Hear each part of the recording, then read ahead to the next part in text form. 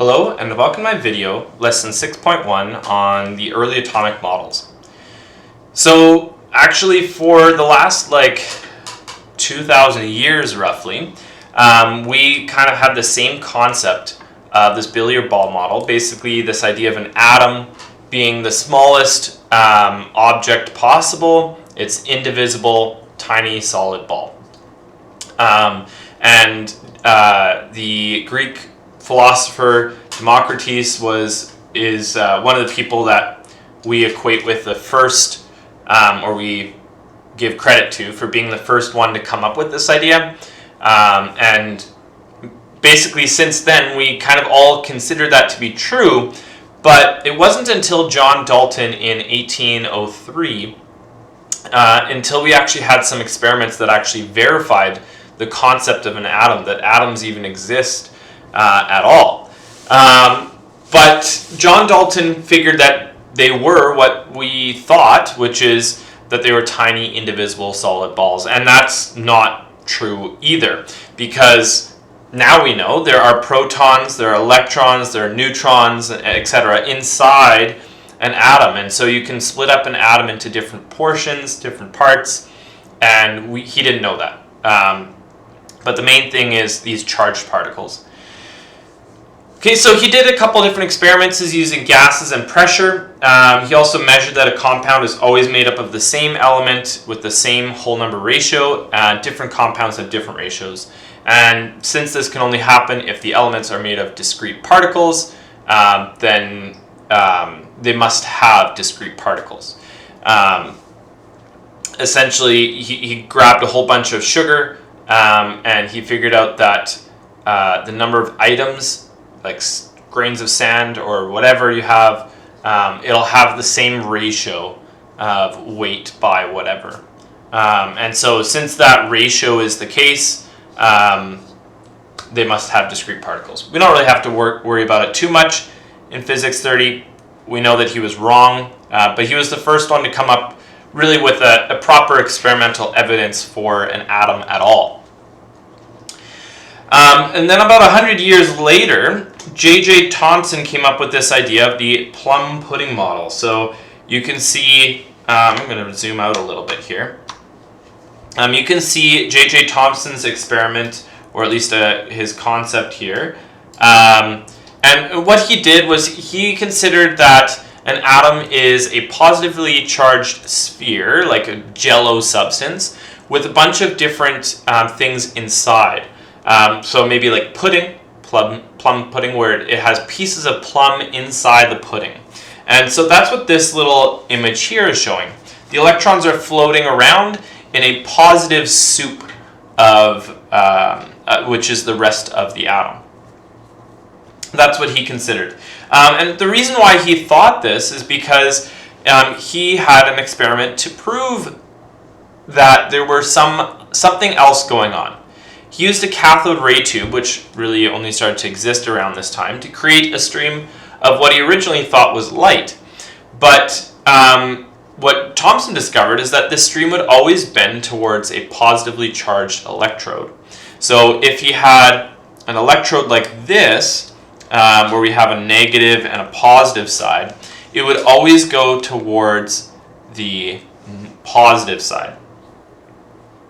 And so because it always goes to the positive side, he figured that this must be made up of negatively charged particles, which he then called electrons. Thomson was able to measure the charge to mass ratio of these electrons by balancing the force of the magnetic field with the electrostatic force. So he's able to get this.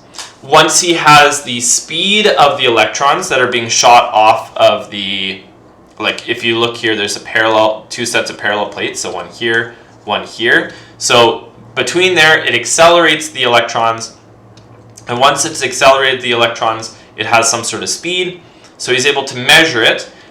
Once those are balanced, so that's where you can get B. This is when they're balanced. But once he's measured the velocity, then what he does is he turns off the electric field. And when he turns off the electric field, what he finds is that the electrons are going to curve in a circular path. And that's because of the magnetic field that's causing that curvature. So what he says is that Fc equals Fm.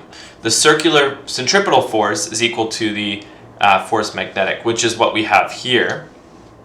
And then he rearranges that and solves for his charge to mass ratio, Q over M.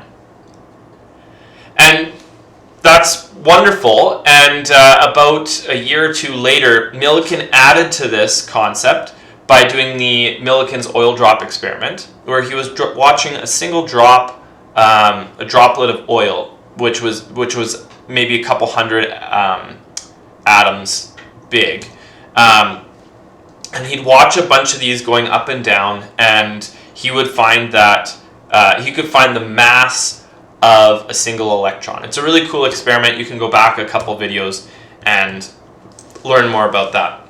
But basically, because Millikan found the mass and J.J. Thompson found the charge to mass ratio, we were then able to find the actual charge of an electron at that point. So the main problem with this model, this plum pudding model that J.J. Thompson came up with, is that he thought the entire ball was positive. So it was basically like the billiard ball model, where it's one solid ball or one object, but in this case just has like negative electrons embedded in it kind of randomly.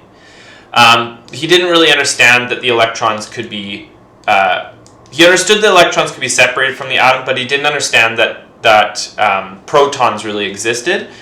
He just thought every element was its own type of atom, like positive pudding, per se.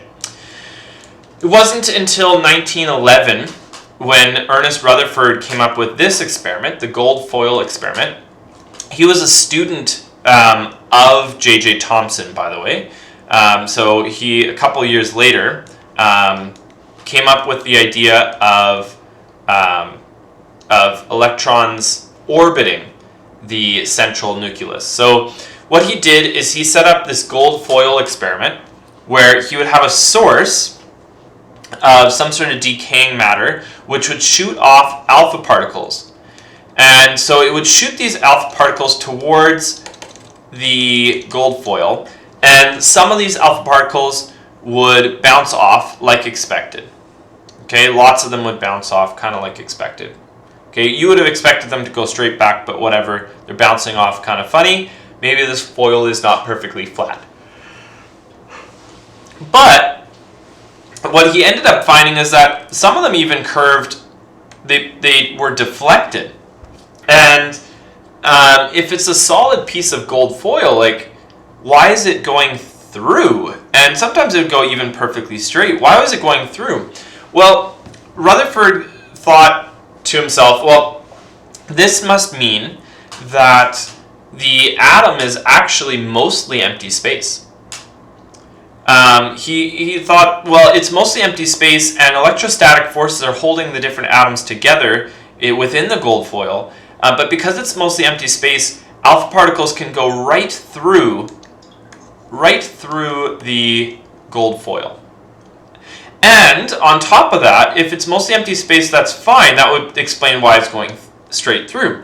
But what he considered as well is these deflections mean that something is making them bounce off and bounce kind of at an angle. And he figured that sometimes, instead of just going right through that empty space, the alpha particle, which is positively charged, is interacting with the nucleus.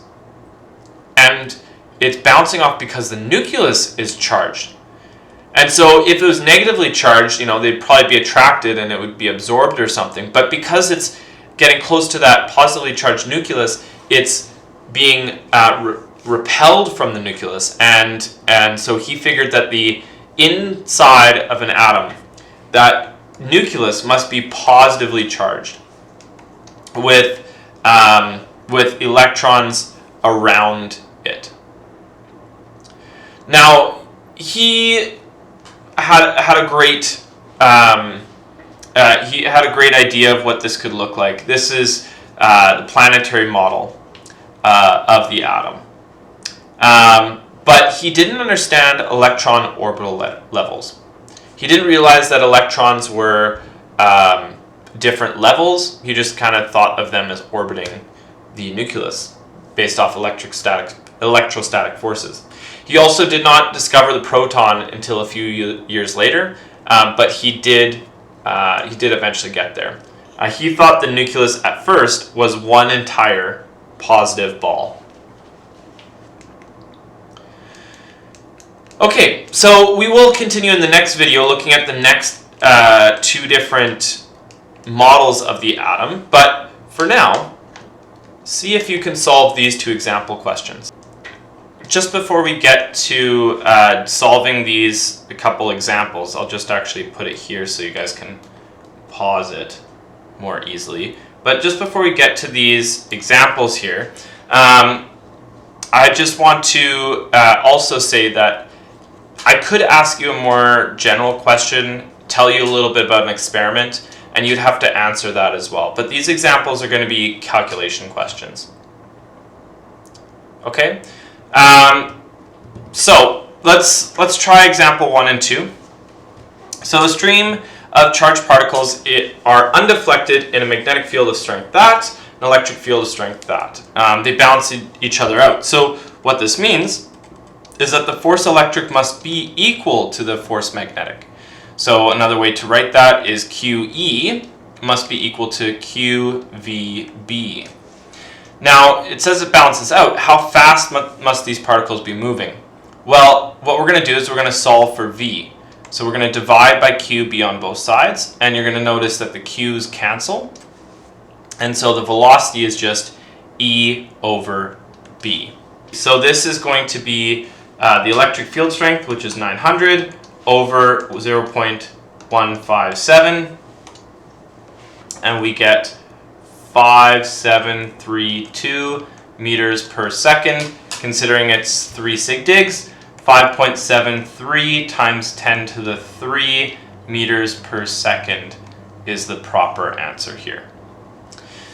Okay, question 2. The same particles as above are then allowed to enter the same magnetic field, but the electric field has been turned off. If they deflect with a circular path of 10 centimeters, what is their charge to mass ratio? So now what we're going to do is we're turning off the electric field, which means that there is a force, and it's a magnetic force, but but we know that they deflect with a circular path, so it's Fc, which is Fnet, is Fm. So this is MAC equals QVB, and A is actually going to be VC squared over R.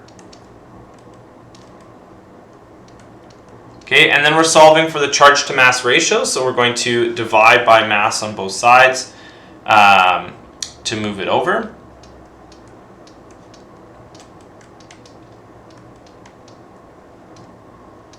And then we're going to divide by VB on both sides to move those over. And because the V, because the V is squared on one and you're dividing by V, it cancels, so it's just V on top. And so our charge to mass ratio is going to be based off of this, which is going to give us, keep in mind that our velocity is the same as in the last question. The radius is 10 centimeters. The same magnetic field, so 0.157. So it's 365. Let's do sig digs here. So 3 sig digs, 1, 2, 3, 4, 5 times 10 to the 5. So it's charge to mass ratio, so coulombs per kilogram. Which makes sense. It should be a pretty large coulomb if you have 1 kilogram of this particle. Alright, this is basically the same type of question. It's going to make you do the same thing, but there's a nice prompt here. Pause the video now, see if you can solve it, and then press play. Okay, so essentially what we're doing here is basically the same thing, but it's an unknown sample being ionized. This image is from a diploma question. I just changed some of the numbers there. But it's being ionized, and then these particles follow into this path. And here is the velocity selection chamber. So at this point, what we're doing is we're trying to see what the velocity is. Any other velocities will curve up or curve down. Only the perfect velocities will actually go straight and therefore exit the chamber. So what's happening here is, let's do it this way. What's happening here is only the ones that are undeflected are the ones that go straight, and those are the only ones that we're going to be talking about. So essentially it's the same as before, but basically force electric is equal to the force magnetic. The force electric is QE. The force magnetic is QVB. We're solving for velocity, so we're going to move QB over. So it's going to be E over B. Okay, and that's going to be the speed of the particles leaving here. Next, what we're going to do, you can ignore the beam 2 thing. It's just really in this question because I've kind of changed it a little bit. It's just deflecting by whatever radius that it is. So this portion is now using this new magnetic field, and that's how much it's curved by, however much that magnetic field is. So that's your FC equals FM. FC is going to be mv squared over r. Fm is qvb. So now what we're going to do is solve for our charge to mass ratio. So it's going to be q over m, v squared over r, vb. Hopefully that makes some sense.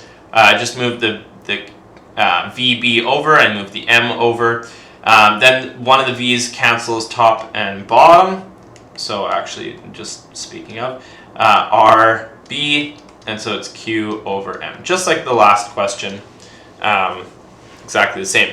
But the difference is now we can actually plug in, because it's happening all at once, we can kind of plug in this one. Just keep in mind that this is going to be the first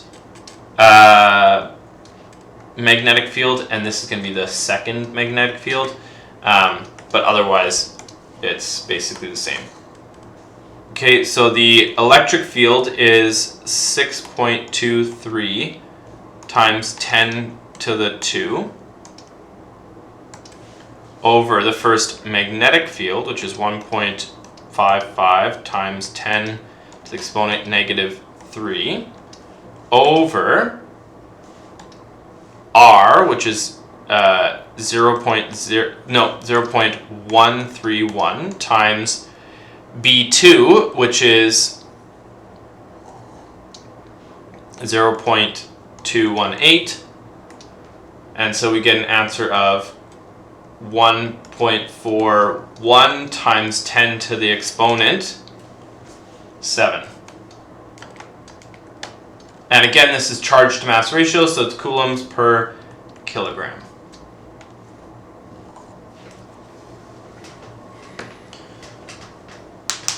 Alright, I hope this video helped you better understand the early atomic models, but especially this, this cathode ray experiment from J.J. Thompson.